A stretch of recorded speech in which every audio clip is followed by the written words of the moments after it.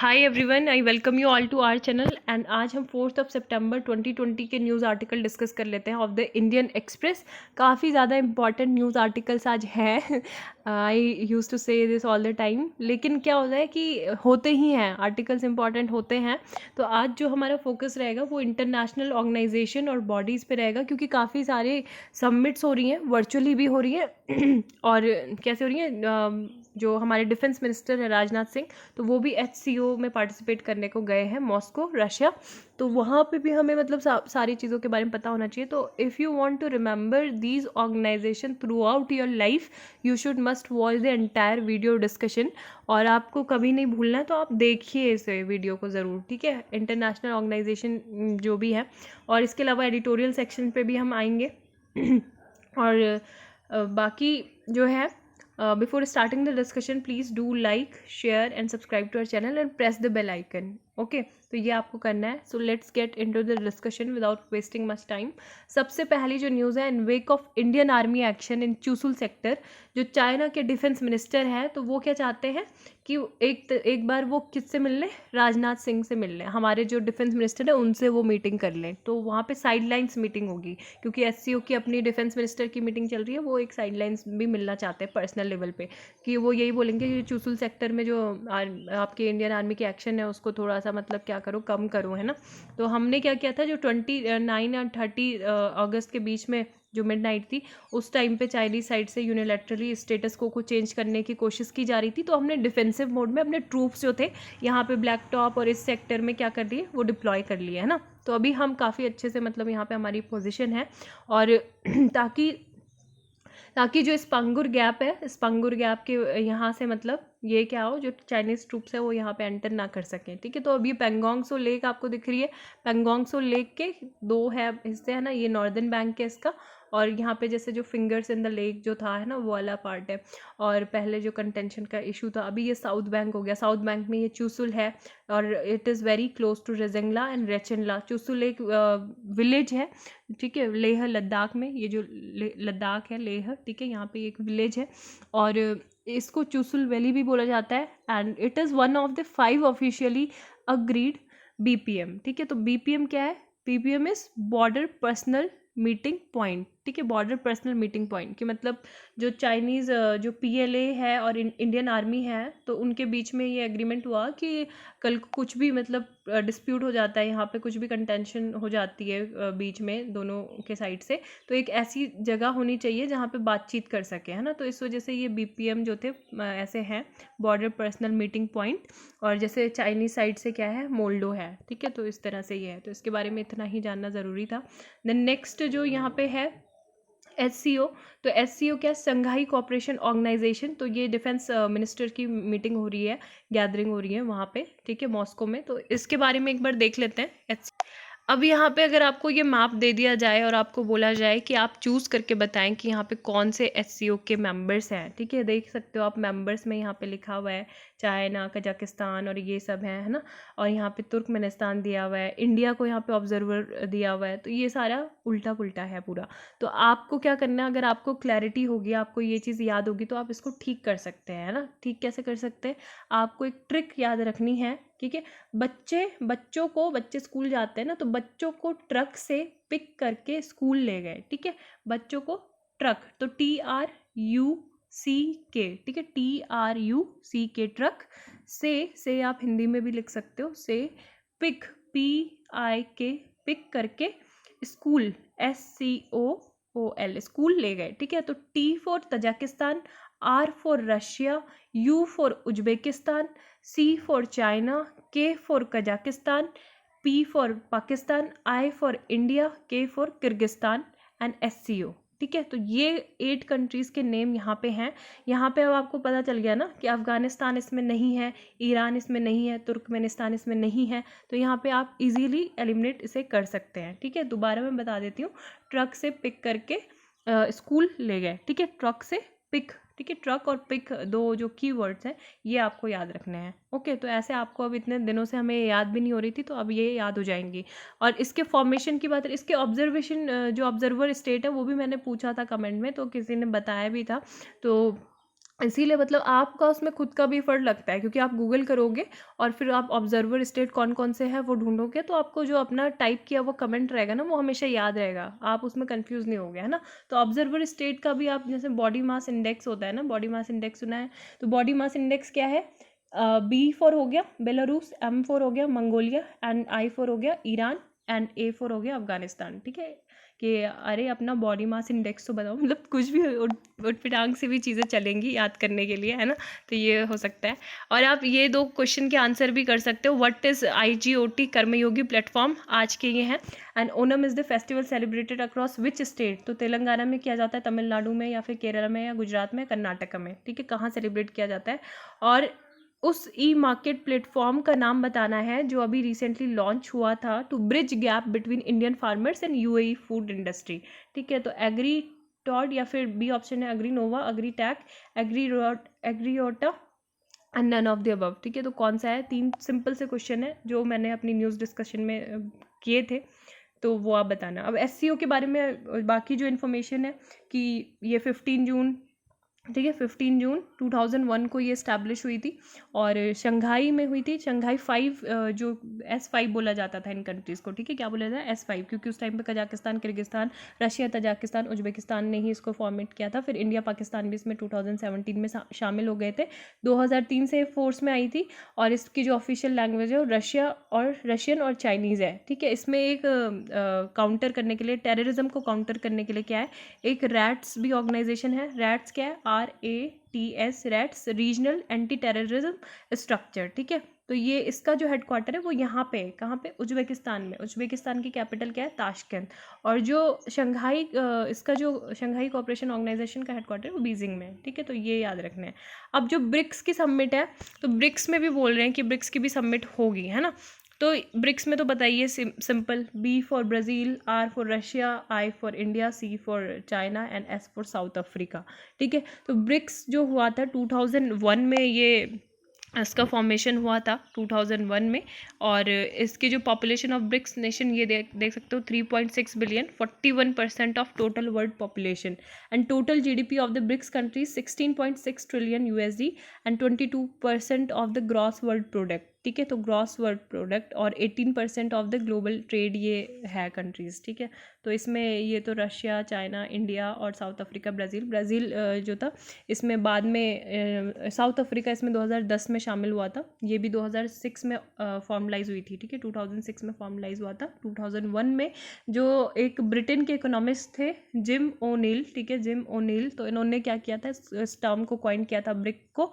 तो उस टाइम पे ये ब्रिक था, ठीक है, BRIC, ब्रिक। फिर 2010 में मैंने बताया कि साउथ अफ्रीका भी आ गया था, तो ये ब्रिक्स हो गया, ठीक है, साउथ अफ्रीका, ब्रिक्स। तो 6th ब्रिक्स समिट जो हुई थी वो ब्राज़ील में हुई थी। कब हुई थी, 2014 में हुई थी। तो यहाँ पे NDB, ठीक है, जो इनका डेवलपमेंट बैंक है ब्रिक्स का, तो उसका भी गठन हुआ था, ठीक है। तो यहाँ पे आप देख सकते हो NDB यानी कि New Development Bank. It is a multilateral development bank operated by the BRICS state, Brazil, Russia, India, China, South Africa, और agreed to by BRICS leaders to 5th BRICS summit, ठीक है। 5th BRICS summit held in Durban, South Africa 2013 में ये agreed हुआ था। और establish कब हुआ, जो 6वीं जो समिट थी, ठीक है, फोर्टालेजा, ब्राज़ील में, 6वीं समिट में 2014 में। तो ये क्या करता है, to foster greater financial and development cooperation among the 5 emerging markets. और इसको क्या बोलते हैं, फोर्टालेजा डिक्लेरेशन, ठीक है। तो अगर ये भी कहीं पे भी आ जाता है, फोर्टालेजा जो डिक्लेरेशन है किससे रिलेटेड, तो पता चल जाएगा NDB की यहाँ पे स्थापना हुई थी। NDB will strengthen cooperation among BRICS and will supplement the effort of multilateral and regional financial institution for global development. और जो इसका हेडक्वार्टर है बैंक का, वो कहाँ है, शंघाई में। तो बहुत सारी कंफ्यूजिंग चीज़ है, लेकिन नहीं होना है, क्योंकि यहाँ पे जो हमने पढ़ा है ना, अभी SCO के बारे में पढ़ा, उसको यहाँ से रिलेट मत करना है ना। तो bank will be headquartered in Shanghai, China.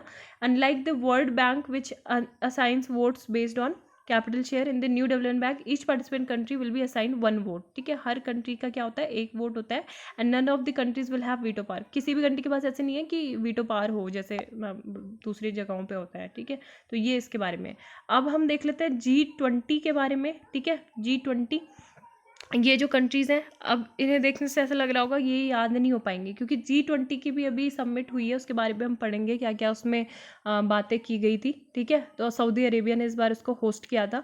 तो यहाँ पे सबसे पहले आपको G7 कंट्रीज़ के बारे में पता होना चाहिए, जो पहले क्या था G8 कंट्रीज़ थी, है ना। G7 कंट्रीज़ की ट्रिक भी मैंने बार बार बताई है कि ड्रिंक जूस विद गर्लफ्रेंड के जूस JUICE, मतलब काफ़ी अपने अपने तरीके की आपकी ट्रिक हो सकती है, मुझे अभी पता है एक दो ट्रिक।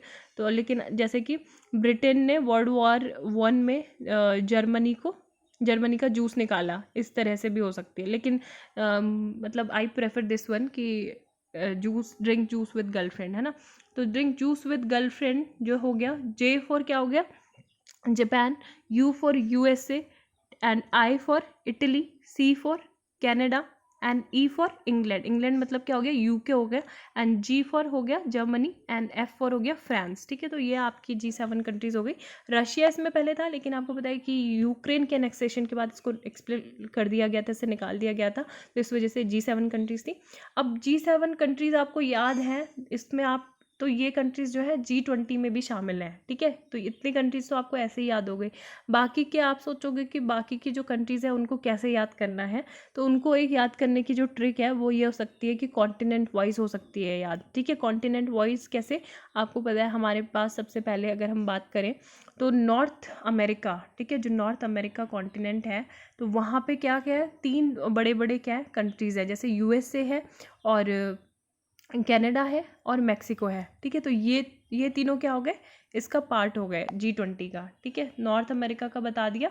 इसके अलावा जो दूसरा कॉन्टिनेंट है वो क्या आ गया, साउथ अमेरिका। तो साउथ अमेरिका में जैसे जो आपको पता है, अगर किसी का मेसी फेवरेट फुटबॉल प्लेयर हो तो कहाँ से बिलोंग करता है, अर्जेंटीना से। ठीक है, तो अर्जेंटीना वहाँ पे कंट्री है। नेमार जो है वो ब्राज़ील से है। ठीक है, और तो यहाँ पे साउथ अमेरिका में क्या हो गई, ब्राज़ील और अर्जेंटीना मेन कंट्रीज़ हो गई।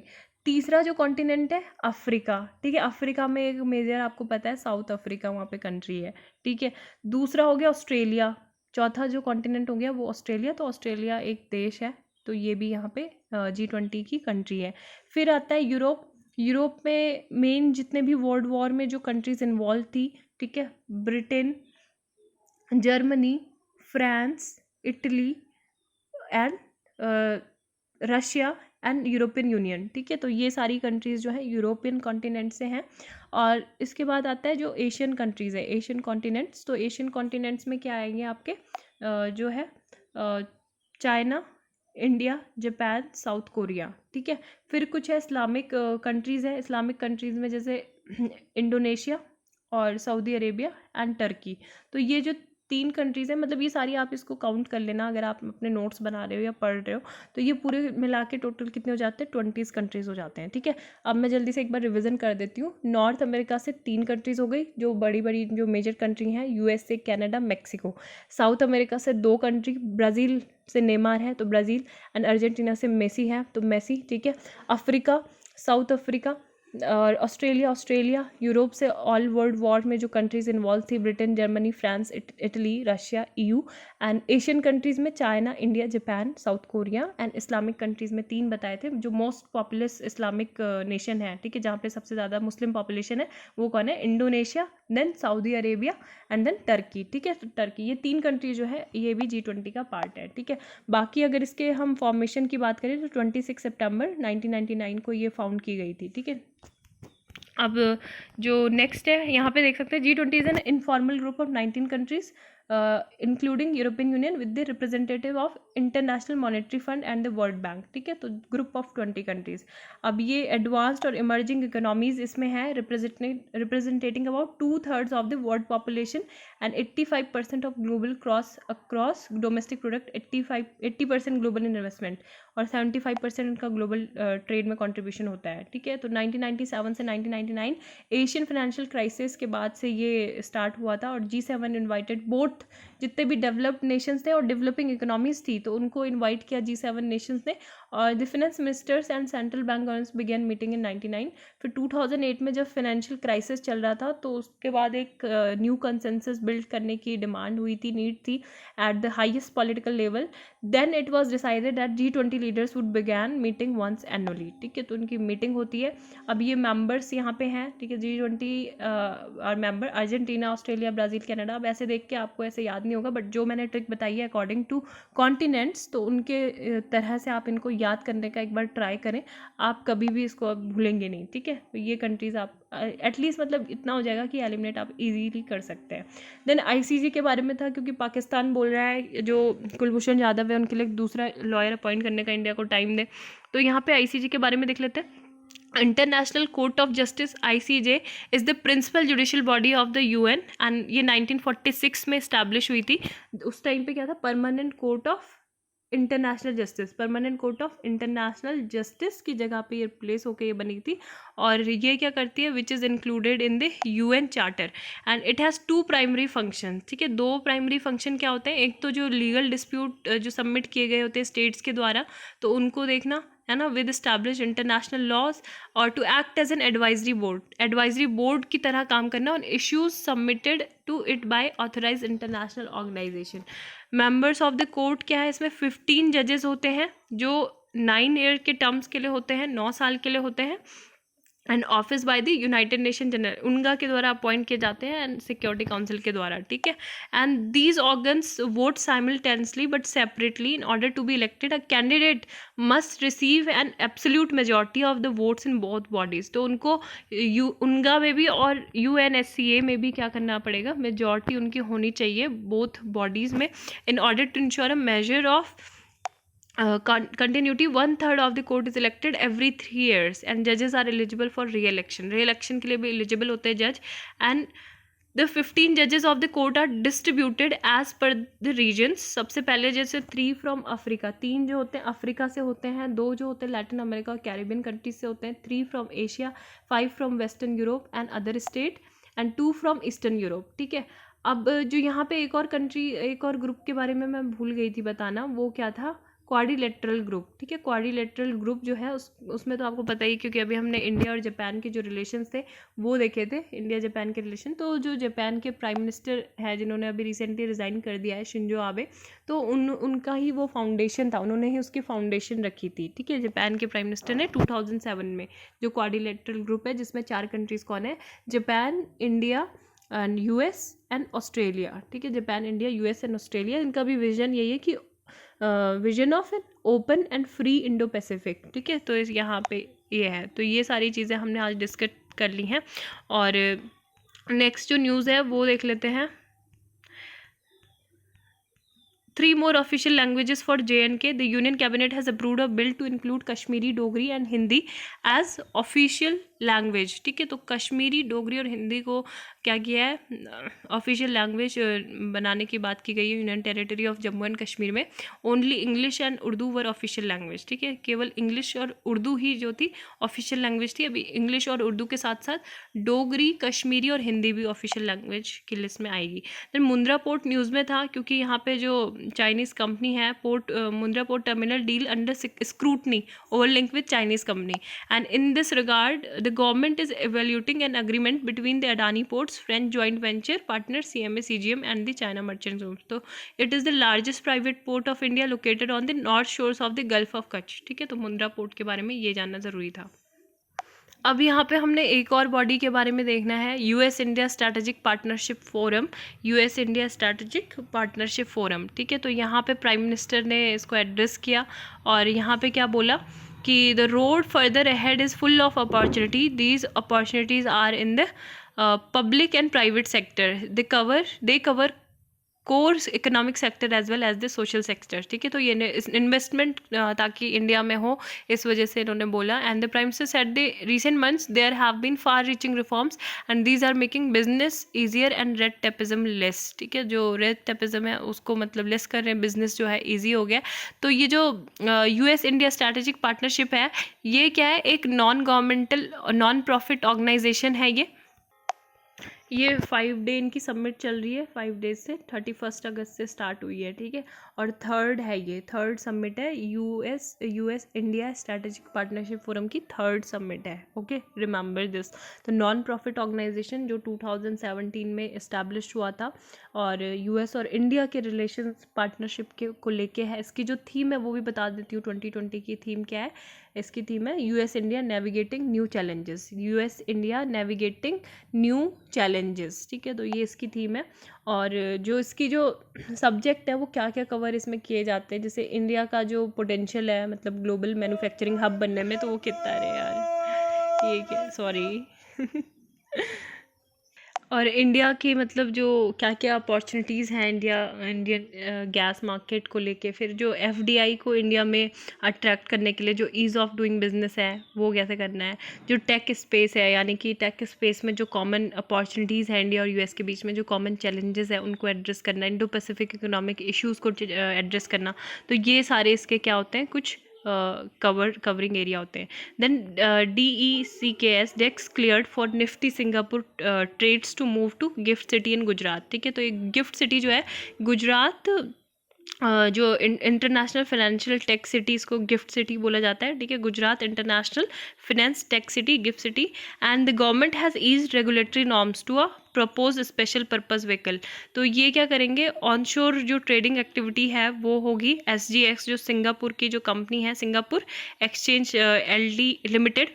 तो जो SPV है is between Singapore exchange limited and NSE IFSC, the international exchange of NSE, and currently several overseas investor trade in security contracts at the SGX with the underlying NSE's Nifty 50 index, ठीक है। तो ये जो IFSC है, IFC क्या है, international exchange of national stock exchange का है ये। और ये जो SEZ है, जो हमारे स्पेशल इकोनॉमिक जोन एक्ट था 2005 का, तो उसके तहत ये इसको इस्टेब्लिश किया गया था। उसमें मतलब ये डिफाइन है कि एक IFC भी होगा, IFSC होगा, ठीक है। IFC क्या करता है, it caters to customer outside the jurisdiction of domestic economy, ठीक है। जो डोमेस्टिक इकोनॉमी है उससे भी आउटसाइड में जो मतलब क्या करता है, कस्टमर को सर्विसेज वगैरह, जो फाइनेंशियल प्रोडक्ट्स होते हैं, फिनेंस होता है, वो सब प्रोवाइड करने का काम करता है, ओके।